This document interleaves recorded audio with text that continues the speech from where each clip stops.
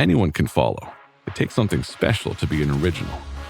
Which is why the 2025 Lincoln Navigator SUV arrives with new ways of surrounding you in luxury, including the ultra-wide 48-inch panoramic display and the multi-sensory Lincoln Rejuvenate experience. A true original never stops evolving.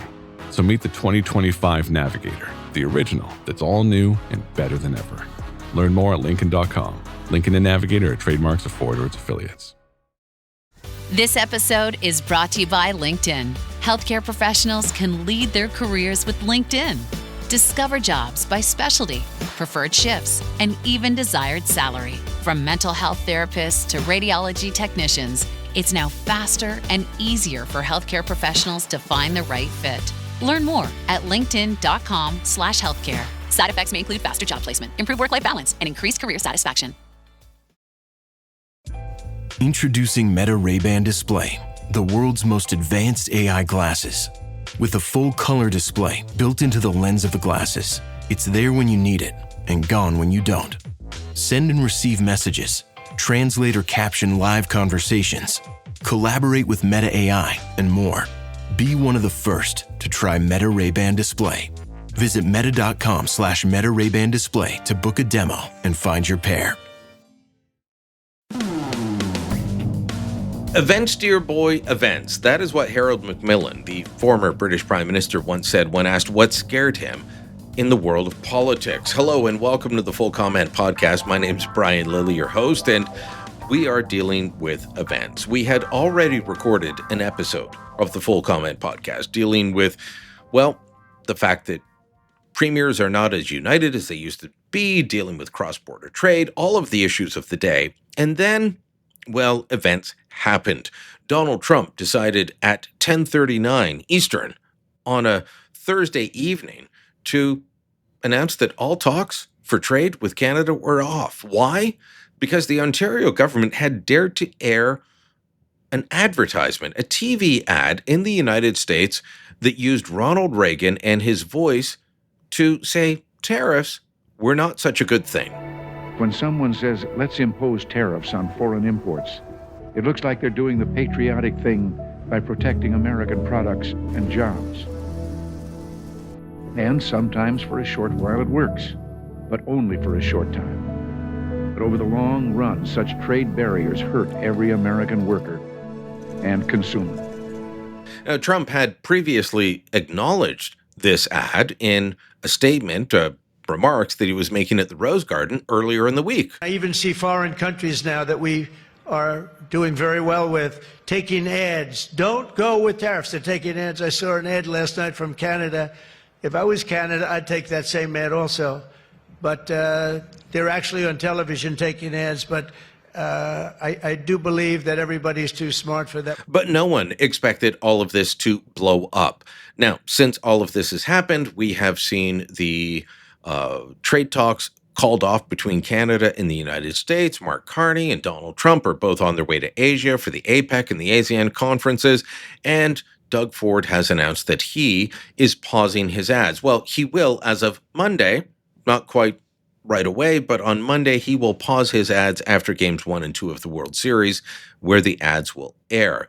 All of that leading to us having to regroup and re-record this podcast, but still joined by two great individuals.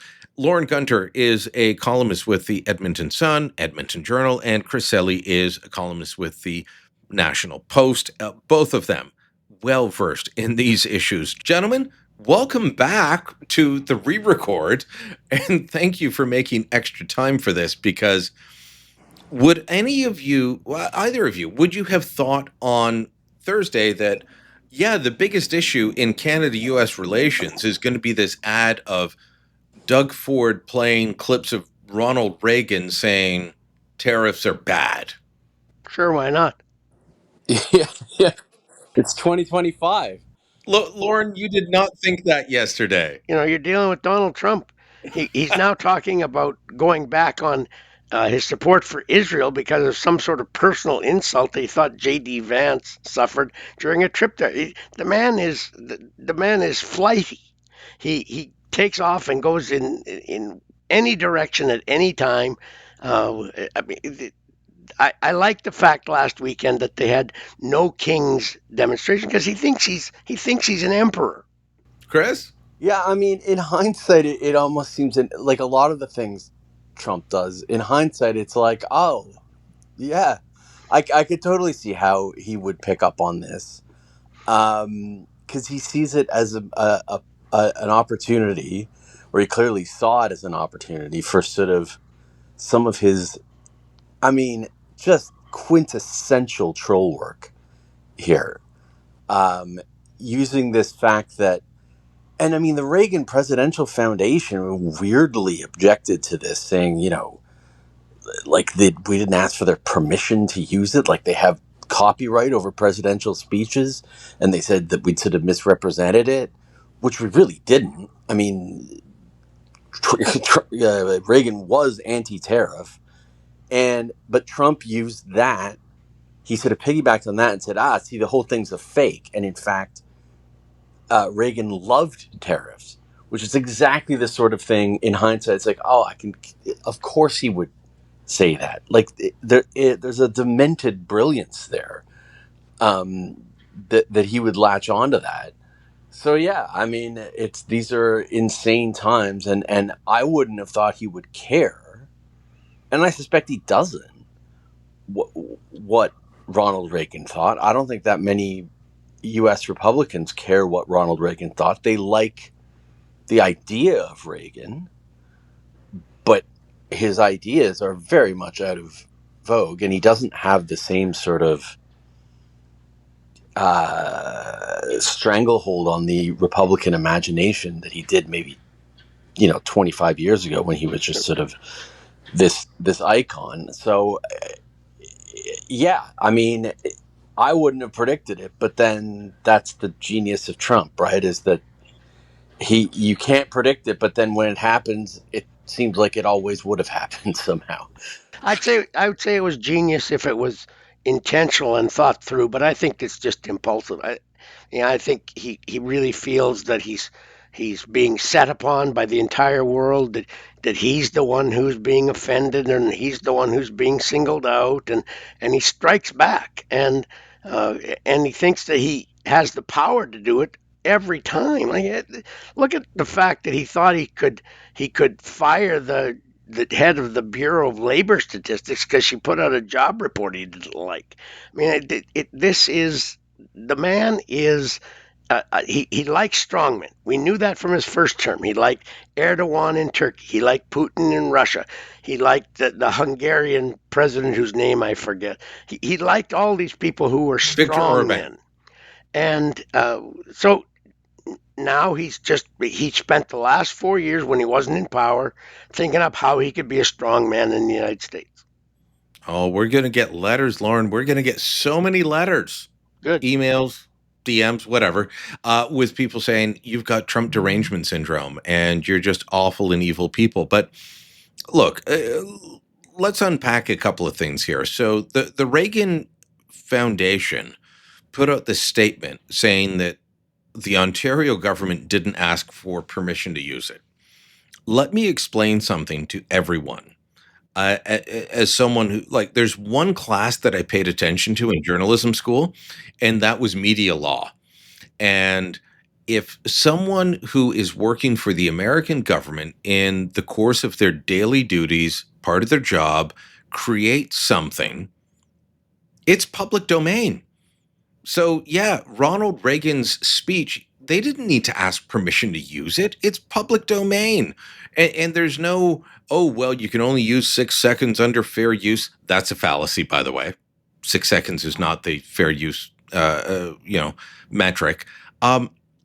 So the idea that this somehow violated some copyright that the Reagan Foundation had on the president's public comments is ridiculous.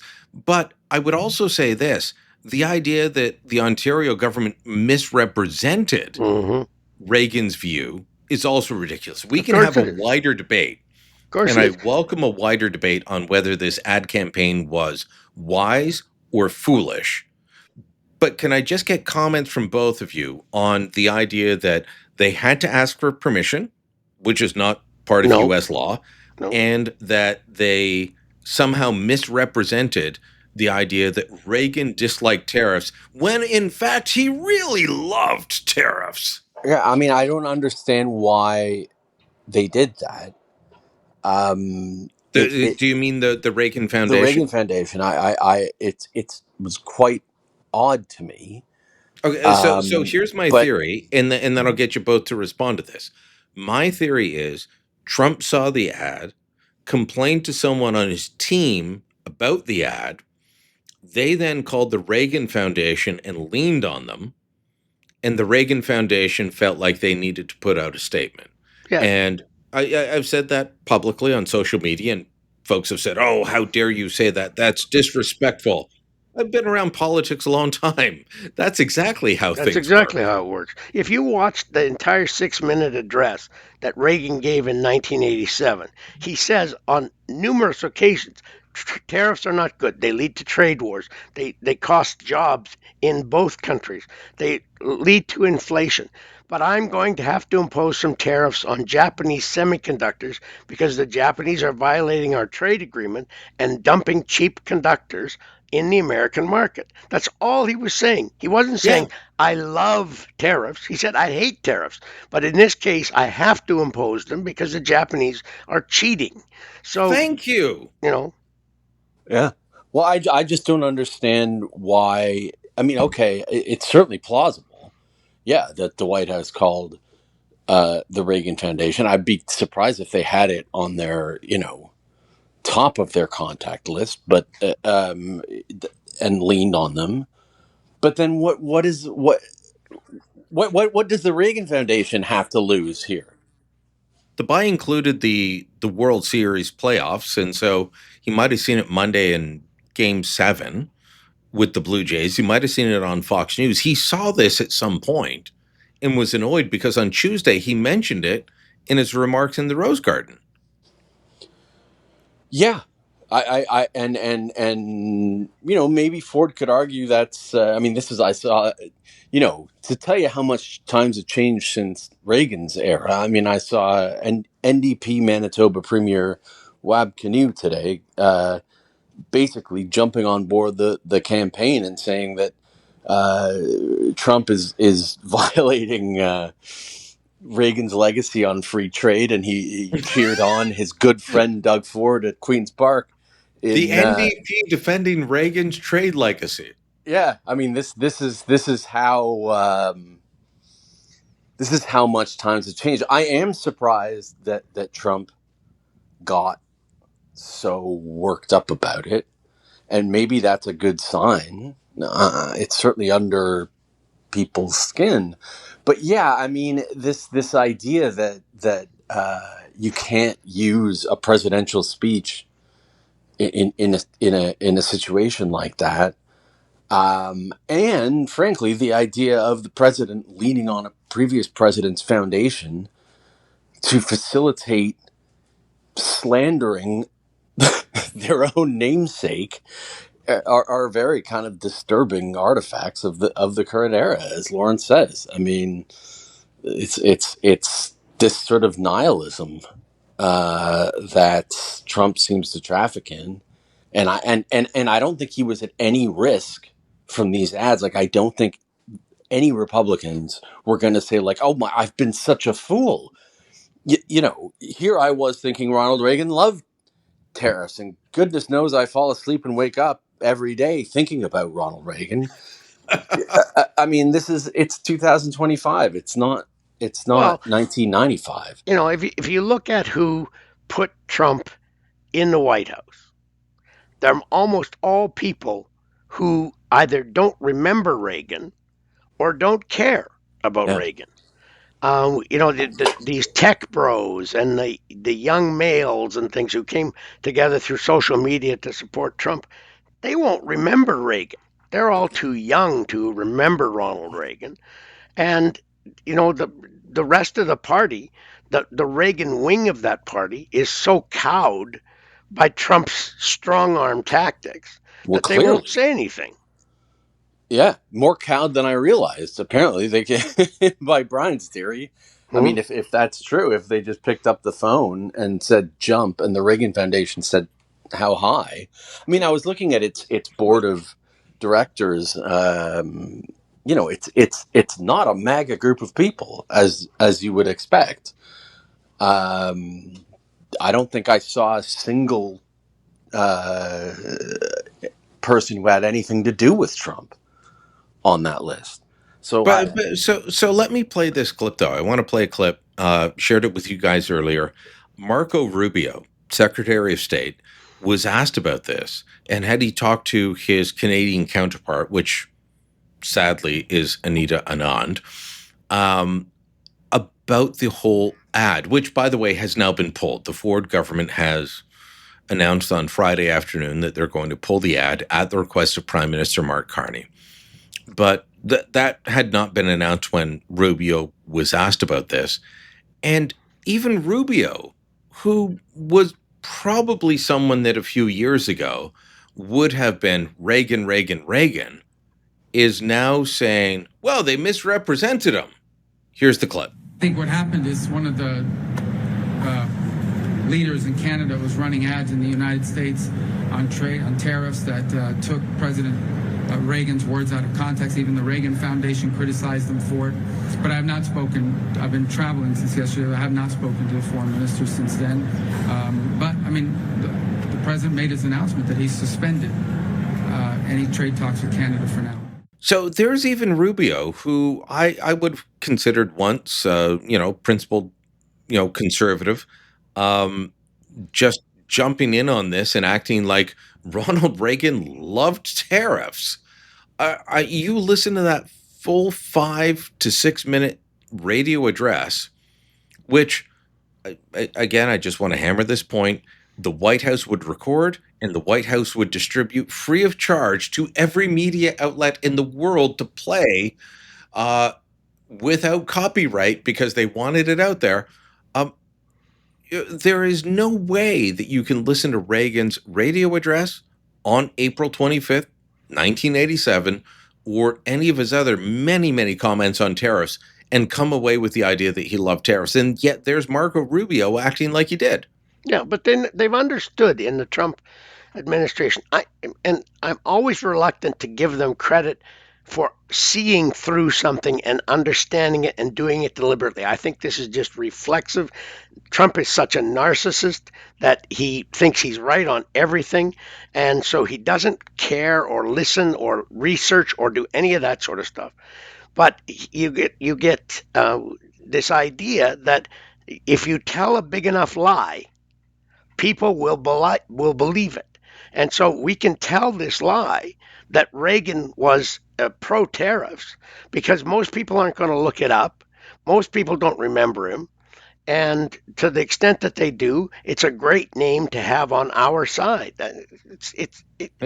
I'm sorry, were you talking about Donald Trump or Catherine McKenna?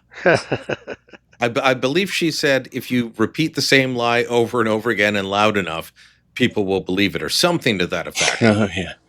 Rolling Stones also followed that. Like, who dubbed the Rolling Stones the greatest band in rock and roll? The Rolling Stones. Oh, yeah. And they kept repeating it. And all of a sudden people are like, oh, the Rolling Stones are the greatest band in rock and roll. I can argue both sides of that coin. But the fact is, one band put it out there, and that was the Rolling Stones. So here's what Trump posted just a few hours ago. He said, Canada cheated and got caught. They fraudulently took a big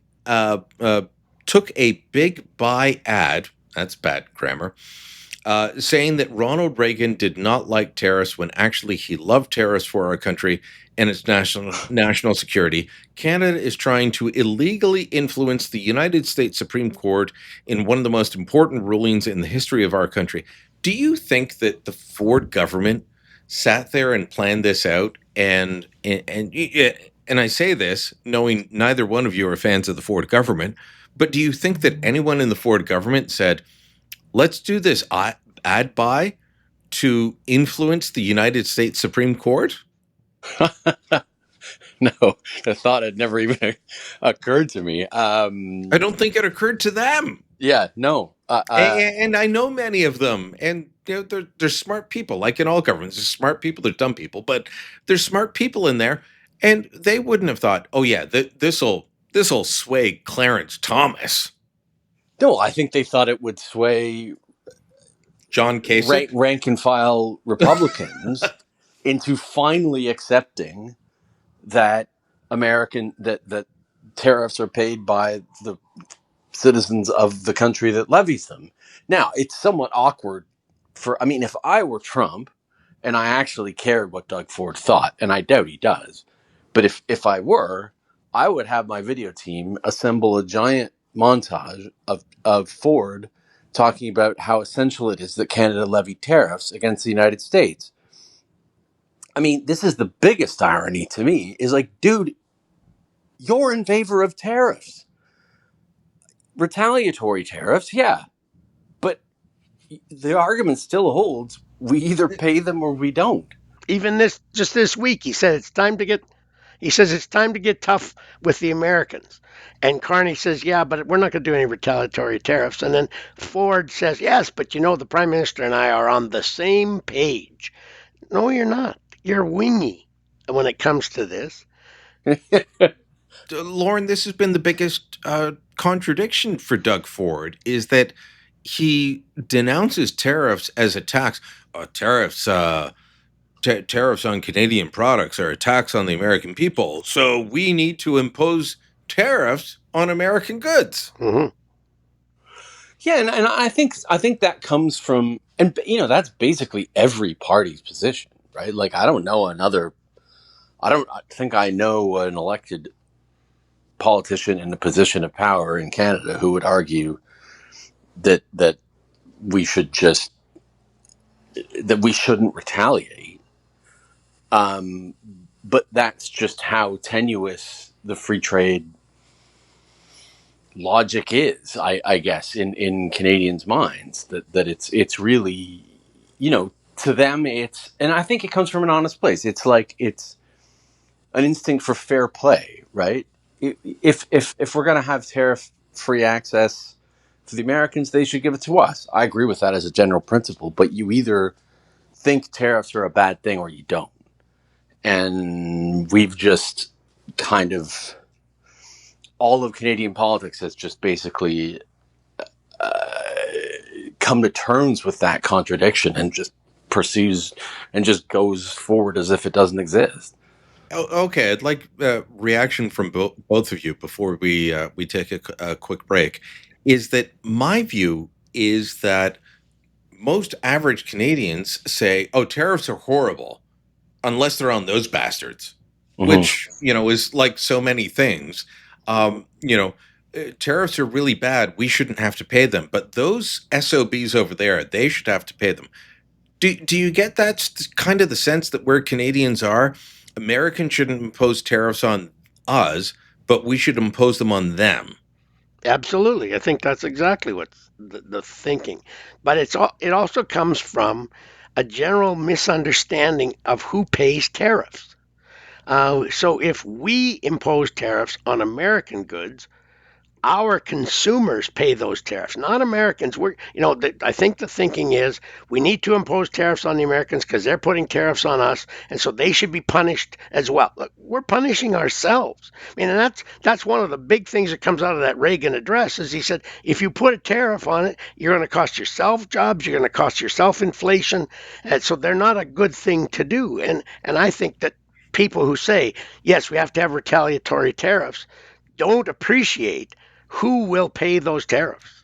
The increase in the price of coffee when we still had the retaliatory tariffs on non-CUSMA goods, which in itself was ridiculous. Like, okay, I get we're annoyed the Americans imposed tariffs on us, but then we imposed them on non-CUSMA goods, which the Americans didn't do. And like the price of coffee goes up by 25%. The price of all these grocery goods goes up. That is literally taxing yourself. Yeah, I mean, it's and it's really, the more I think about it, it is kind of a dystopian thing, right? Like it's this idea that you can misrepresent a speech like Reagan's, that like 180 degrees misrepresent it, when anyone can go and watch the whole thing on YouTube. It's not long. And you can have a reasonable expectation of getting away with it.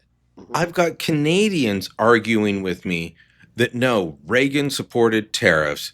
Doug Ford misrepresented him.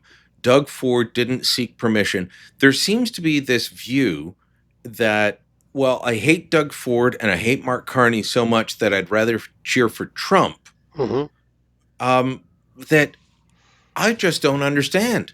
I did not want Mark Carney to be prime minister. I do not support the Liberal Party, but I have to want him to succeed, because if he doesn't succeed, the country is in a bad spot. And there seems to be this whole group of Canadians that say, no, I hate these SOBs so much. They should all fail. I'm going to cheer for Trump, even as he's attacking us on a baseless ground. So quick answer from both of you. We'll take a break. I agree. I mean, I think that's what a lot of people think. And I think Carney has done, I don't like Carney. I think Carney's too much of a green. And I think that he doesn't understand economics and finance as well as he thinks he does. But he has done a better job in dealing with Trump than Ford, because he has not taken as confrontational a stance. Yeah, I think that's about right. I mean, it's not what he said he'd do, but then, hey, I mean, this is politics, right? if we held out every politician by that standard, no one would have liked Brian Mulroney or even Reagan, for that matter. So, yeah, here we are. All right, when we come back, I'm going to ask you both a controversial question, especially based on what Lorne just said. But is Doug Ford the most impactful politician in dealing with Donald Trump? Back in moments. This podcast is brought to you by Carvana. Carvana lets you buy your next car on your terms. Explore a massive inventory online, filter for what matters, and find your perfect match. Then choose delivery to your home or pick it up at one of Carvana's iconic car vending machines. Every car also comes with a 7-day money-back guarantee, so you can make sure it's the right fit. Buy your car on Carvana. Delivery or pickup fees may apply. Limitations and exclusions may apply. See our 7-day return policy at Carvana.com. Carvana. Once upon a mundane morning, Barb's day got busy without warning. A realtor in need of an open house sign. No, 50 of them, and designed before 9. My head hurts. Any mighty tools to help with this plight? Aha! Barb made her move. She opened Canva and got in the groove. Bulk creating Canva sheets. Create 50 signs fit for suburban streets. Done in a click, all complete. Sweet! Now, imagine what your dreams can become when you put imagination to work at canva.com. Ah, Smart Water. Pure, crisp taste. That's really good water. It's the kind of water that says, I have my life together. I do feel more sophisticated. Smart Water. For those with a taste for taste. Grab yours today. This is Tristan Hopper, the host of Canada Did What?, where we unpack the biggest, weirdest, and wildest political moments in Canadian history you thought you knew and tell you what really happened. Stick around at the end of the episode to hear a sample of one of our favorite episodes. If you don't want to stick around, make sure you subscribe to Canada Did What?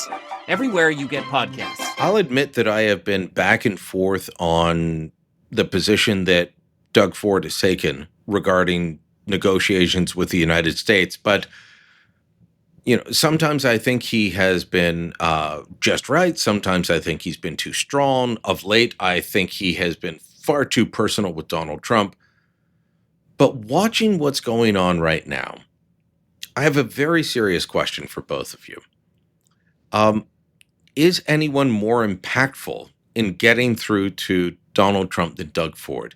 And I ask this in the context of the fact that, well, Trump responded to Ford in his ad. Our colleague Warren Kinsella, columnist at The Sun, he said, I actually think that Trump freaked out about the ad because it might have been working, and he was probably hearing from Republicans of, hey, this is not a good thing for us.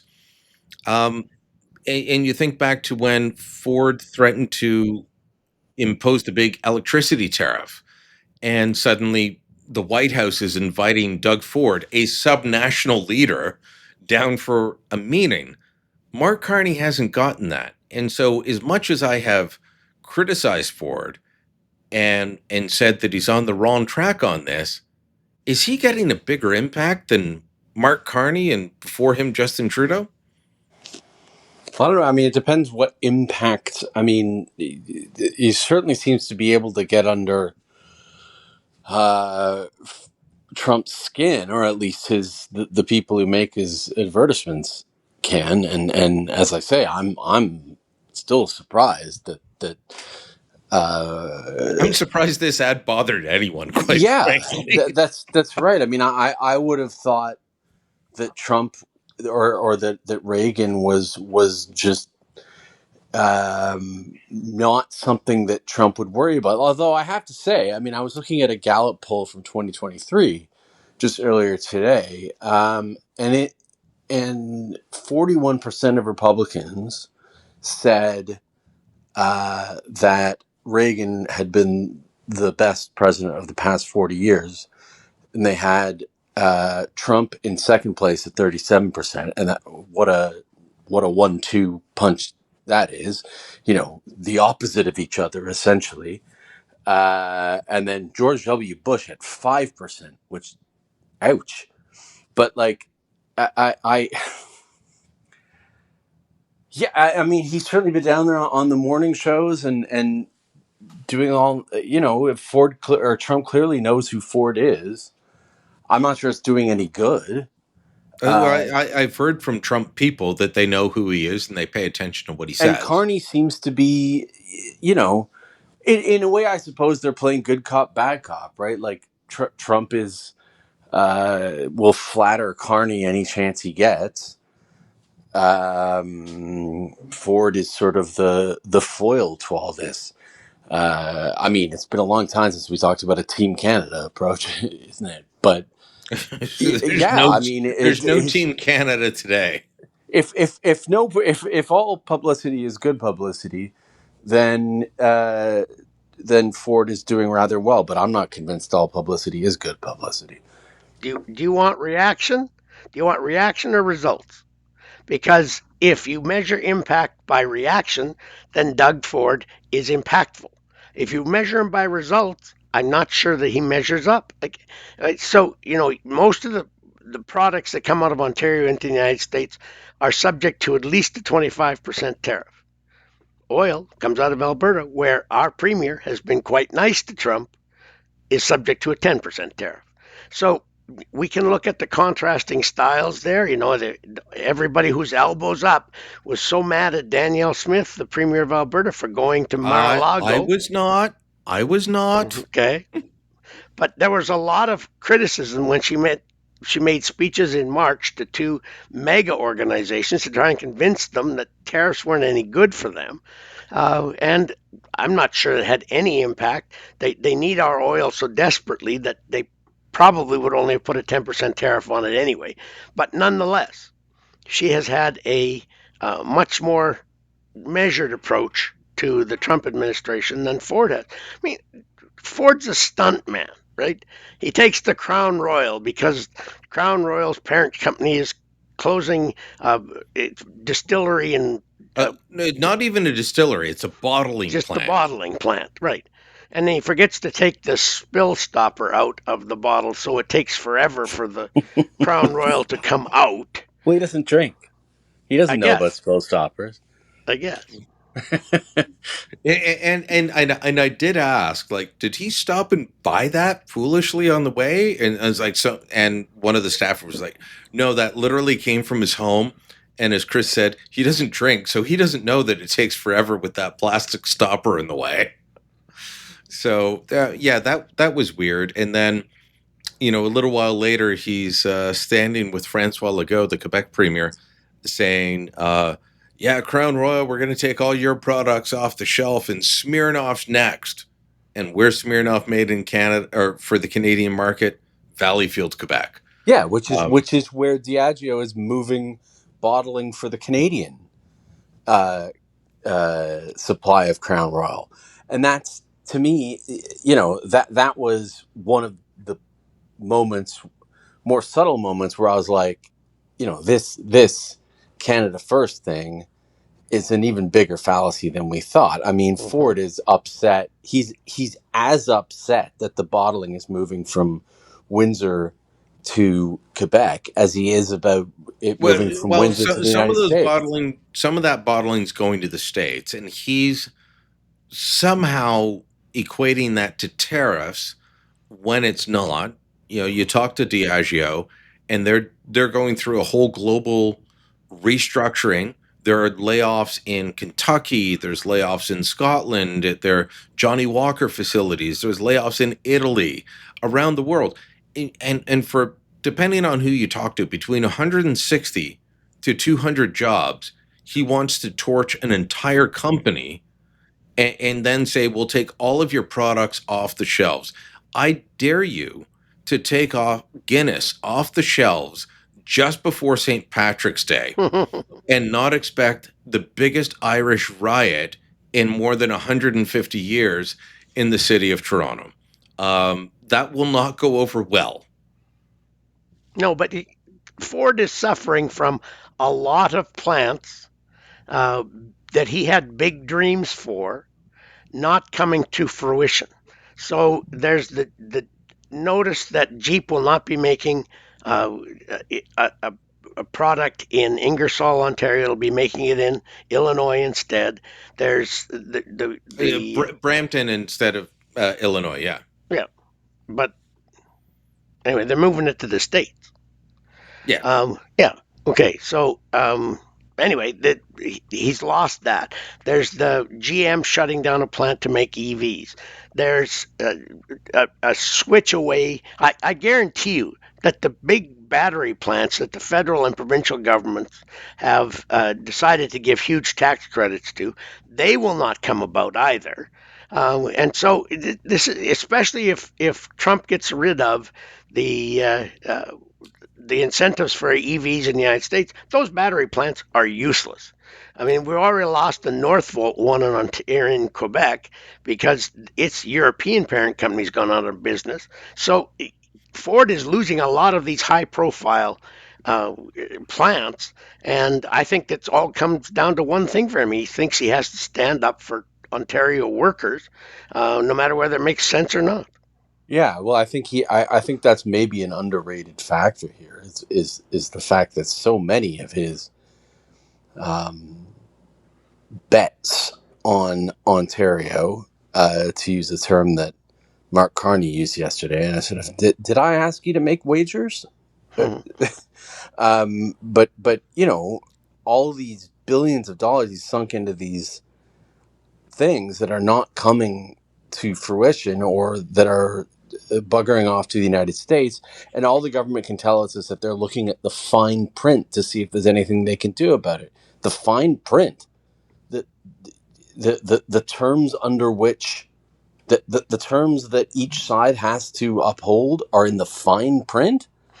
I mean, if you're not even going to negotiate for some kind of guarantees, and it sounds like they didn't, or I don't know, nobody seems to know that they did. If they did, then you're going to get criticized for it heavily down the line. And if he can't recoup any of those losses, either financially or in terms of jobs, then he's going to want to blame someone other than himself.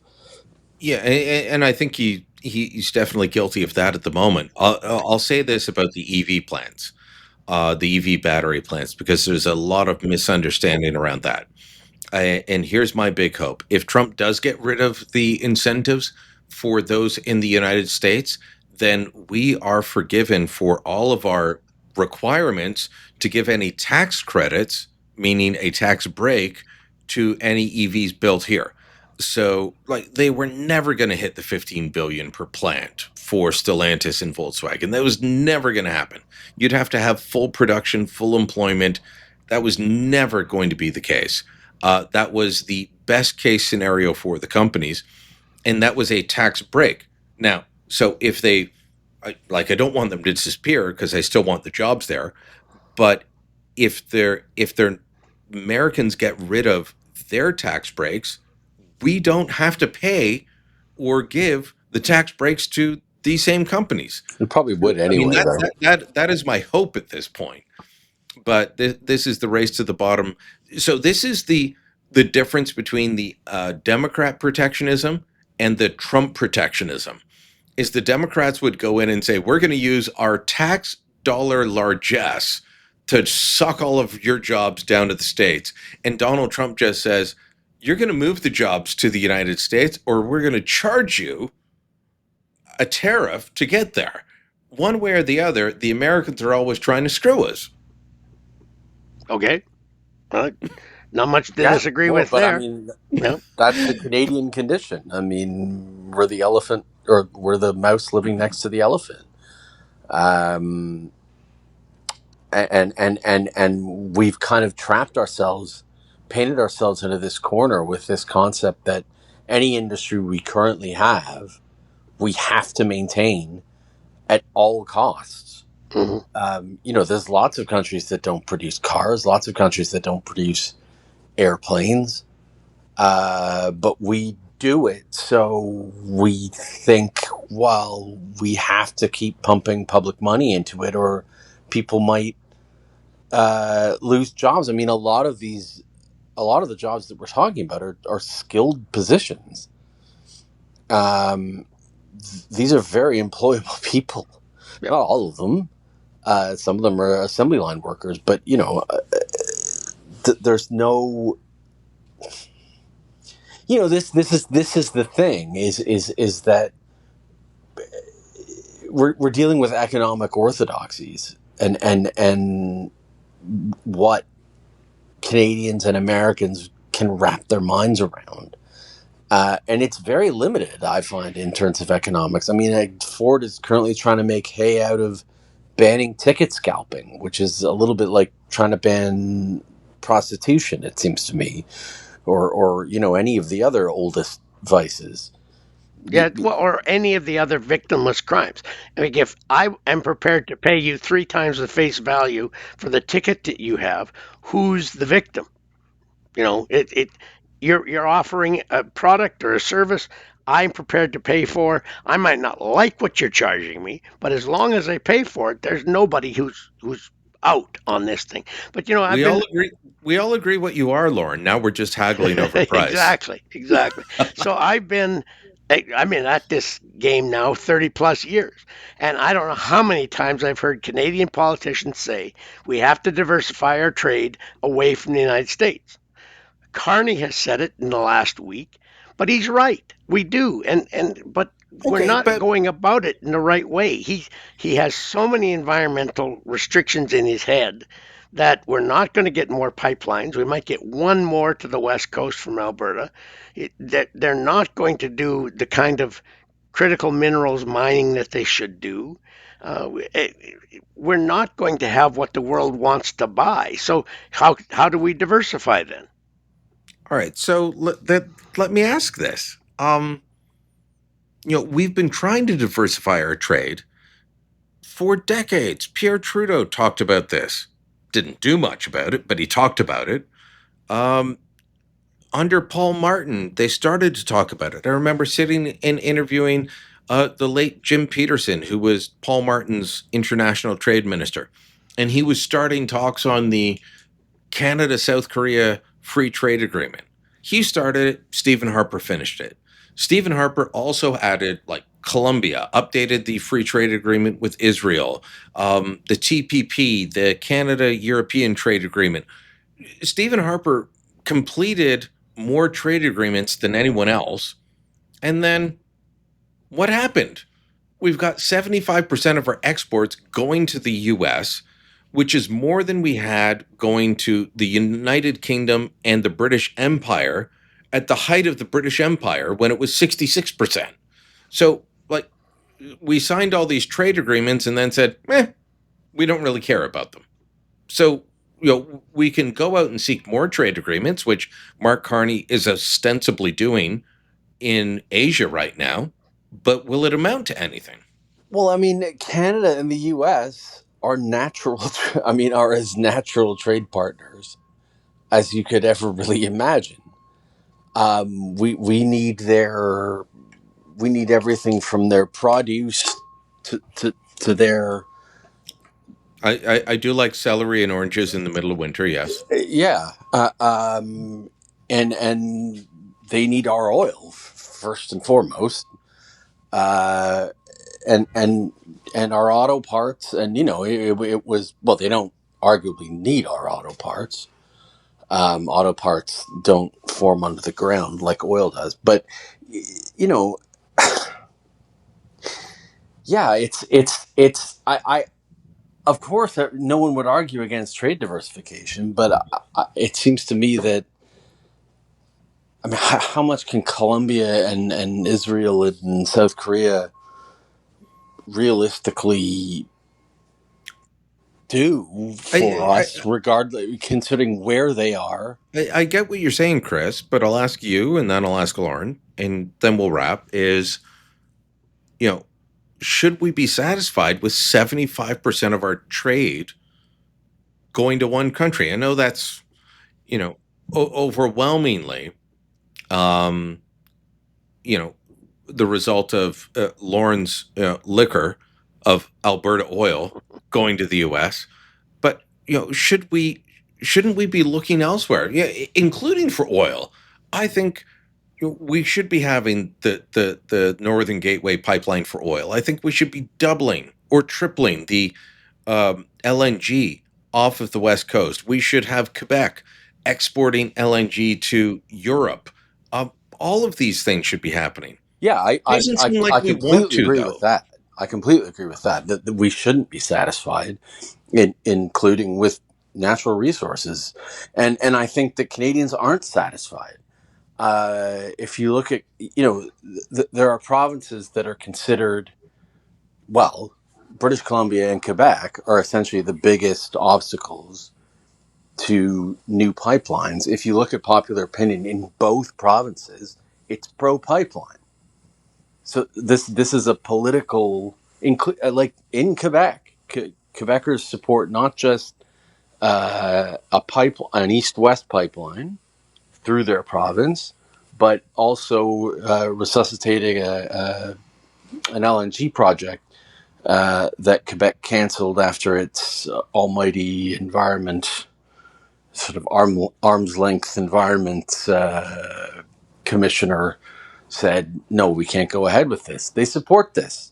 So somehow we have to bring it's politics gets in the way of it. Ironically, even now, when it's never been more essential that we diversify trade. Lorne, can we actually diversify away from 75% of our exports going to the US, or are we just too focused on making sure that we don't do what we need to do? Well, yes. I think we can get a better rate. We could probably get it down to 60 or 65%. But we are fortunate in that we are positioned right next to the largest market in the world. And I think it's good that we're there, but I think we should do more. Yes, I think we should do more to trade elsewhere. But in order to do that, we're going to have to work on east-west corridors, not just pipelines, but all sorts of transportation corridors. We're going to have to bring down interprovincial trade barriers, which people were talking about in April and May, but they're not talking about it now. And they're all still there. I mean, we just, as Chris said, politics gets in the way every time we try to diversify, because it'll be an environmental regulation, or it'll be a provincial labor law, or it'll be some other kind of impediment that if we got it out of the way, we could trade more with Europe and with Asia, but we don't, because we put those political problems ahead of everything else. Gents, thank you for reconvening with me on a Friday afternoon to record this. And we had the events of Thursday night get in the way. And then just before we started recording, we had Doug Ford put more events out there, pausing his ads. Let's hope that nothing blows this up between now and when the podcast comes out on Monday morning. Thanks so much. Monday morning. Good grief. The world could have ended by Monday morning. Full Comment is a Postmedia podcast. My name's Brian Lilly, your host. This episode was produced by Andre Proulx. Theme music by Bryce Hall. Kevin Libin is the executive producer. Please help us out by leaving a note, a review, subscribe wherever you can. Thanks for listening. Until next time, I'm Brian Lilly. Here's that clip from Canada Did What? I promised you. Imagine yourself inside a Boeing 767 operated by Air Canada. It's July 1983, you're traveling between Montreal and Edmonton, and a couple hours into the flight, the comforting roar of its two jet engines suddenly stop, and most of the power cuts out. Good evening. It was a metric mix-up. Air Canada has confirmed the plane that landed at Gimli, Manitoba last Saturday ran out of gas because of an error in metric conversion. I regret to inform you that you're inside the Gimli glider, one of history's only incidents of a civilian airliner running out of gas in the middle of the sky. And this happened because someone didn't know how to properly measure out enough jet fuel. Now, I mention the Gimli glider only to note that systems of measure are not just numbers on a page. They're cultural objects.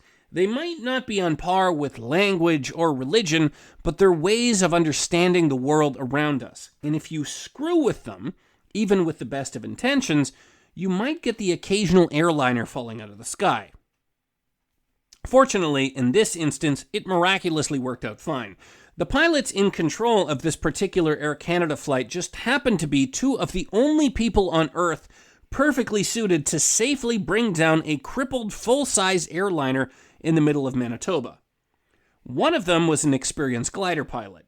The other one was a former Royal Canadian Air Force pilot who just happened to have served at a Manitoba airbase that was now directly underneath them. If you want to hear the rest of the story, make sure you subscribe to Canada Did What? Everywhere you get your podcasts.